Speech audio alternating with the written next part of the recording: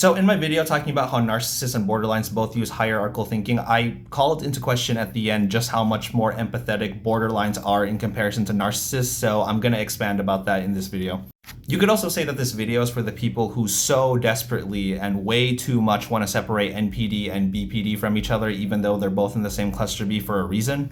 So I want to say right off the bat, I think it obviously is good to have a criteria list for a diagnosis, but let's be real, that's not going to be the entire picture though. This is for the people who might end up saying, but lack of empathy is specifically in the criteria for NPD and not BPD though. And okay, and it's not in the criteria for BPD to spam your favorite person with a bajillion texts, but I'm sure you can understand how I made that connection. Imagine an aromantic narcissist that doesn't care about romantic relationships when it's all, my narcissist X this and my narcissist X that. Like, okay, it would still be irrelevant to them. Let's not act like we can't have any nuance in this discussion.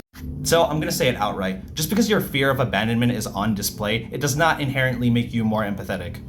But narcissists end up discarding you. Okay, so you do realize that both of these situations are self-sabotaging. When you're self-sabotaging, it's in the word itself. It's about yourself with the sabotage. You are not thinking about the other person, you are hurting in the crossfire.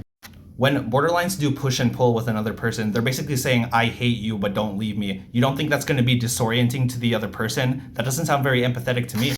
I'm not going to act like I don't understand self-sabotage because I obviously do as well as a narcissist, but basically, oh, you fear abandonment so much, so that means you care about the other person, but you're going to do things that are going to make the person potentially abandon you in the first place? Like, that's not making any sense.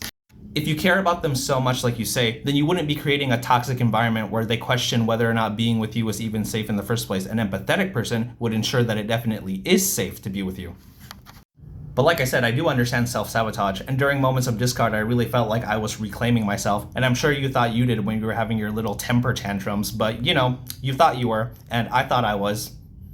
So sure, discarding might look colder immediately, but trust me, it does not hurt any less. Eventually, I end up asking myself the same question that I'm sure you as a borderline end up asking yourself.